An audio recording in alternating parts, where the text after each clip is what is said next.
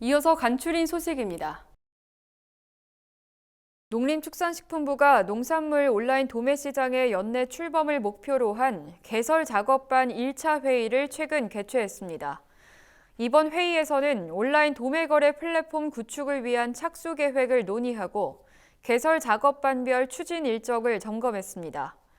농식품부는 사전 준비 작업이 차질 없이 이행될 수 있게 관리하고 출범 초기 거래 활성화를 위해 산지 유통 주체를 적극 유치하겠다고 밝혔습니다.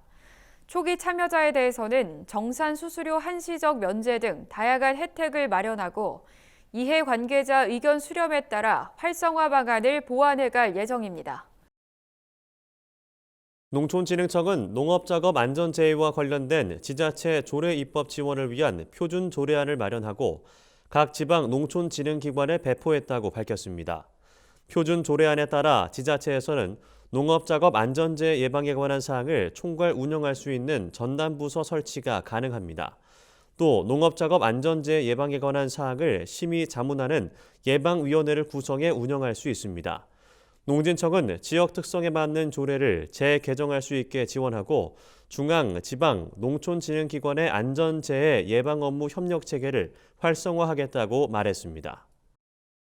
농협중앙회는 최근 공공형 계절 근로사업으로 올해 첫 입국한 충남 부여군의 외국인 근로자를 만나 입국 환영 행사를 열었습니다.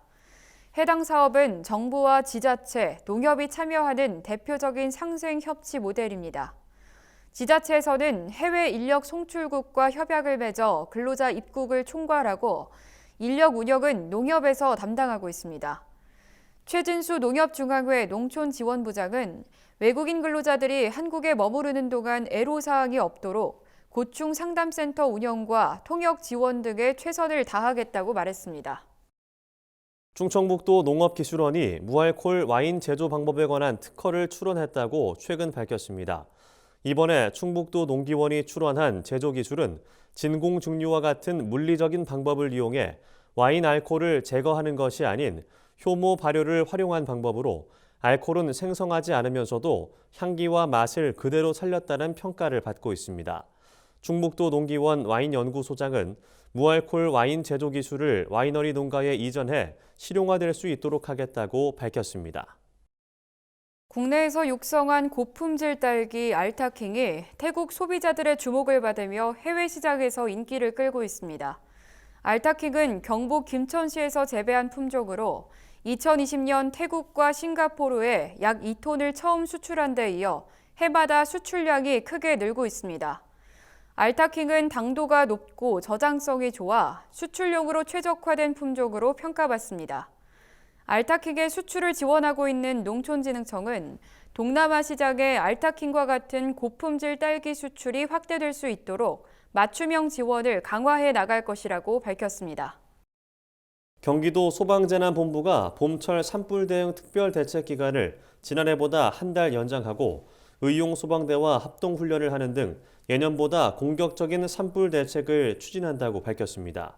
경기도 소방본부는 6월 15일까지로 연장한 특별 대책 기간 동안 산불 특수 진압 장비인 험지 펌프차와 소방 헬기 등 주요 장비를 동원해 산불 진압을 훈련하고 항공 진화대를 운영할 계획입니다.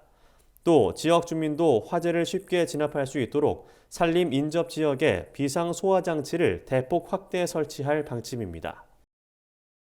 국립농산물품질관리원은 4월 28일까지 기본형 공익직불금 신청이 진행됨에 따라 관련 유의사항을 안내했습니다. 신청 대상 농지는 정해진 기간 동안 쌀 직불이나 밭 직불, 조건 분리 직불의 대상이 된 농지로서 신청인이 직접 경작하고 농업경영체에 등록된 농지입니다. 다만 농지의 형상과 기능이 유지되지 않는 농지는 제외하고 신청해야 합니다. 또 신청연도 직전 3년 중 1년 이상 지급 대상 농지 1000제곱미터 이상을 경작했거나 연간 농산물 판매액이 120만 원 이상이어야 합니다. 농관원은 해당 요건을 충족했더라도 준수사항을 이행하지 않으면 직불금이 감액될 수 있다고 설명했습니다. 전북 완주군은 빈집을 고쳐 취약계층과 귀농귀촌인에게 무상으로 임대하는 희망하우스 빈집 재생 사업을 추진한다고 최근 밝혔습니다. 사업 대상은 1년 이상 사람이 살지 않은 주택으로 소유권과 도심 접근성, 건물 노후도 등을 심사해 선정합니다. 입주 대상은 주거 취약계층이나 귀농 귀촌인 신혼부부, 65세 이상 노인과 장애인 등으로 4년간 무상으로 집을 빌릴 수 있습니다. 사업에 참여하는 빈집 소유자는 최대 2,500만 원의 리모델링비를 지원받을 수 있습니다.